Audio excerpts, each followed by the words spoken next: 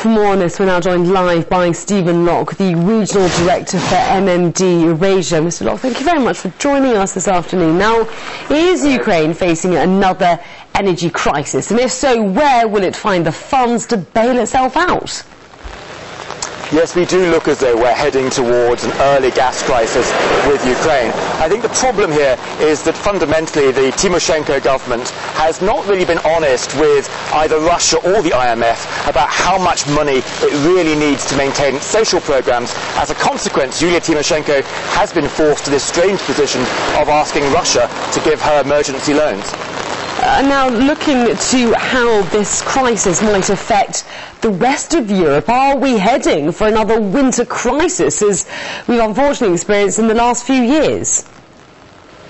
I think the danger definitely is that Ukraine will fail to pay for gas this summer, and therefore Russia, quite reasonably, will not agree to flow the gas into Ukraine to fill those reservoirs. I think what needs to happen now is a kind of trilateral open discussion between the IMF, Russia and the European Union, because they all need to talk to Ukraine, and Prime Minister Tymoshenko needs to be honest with all three organisations about what the real state of Ukraine's finances are, and then the three organisations together, I believe, can come up with a short-term solution to keep Ukraine afloat that should also allow for Europe to get its gas this winter.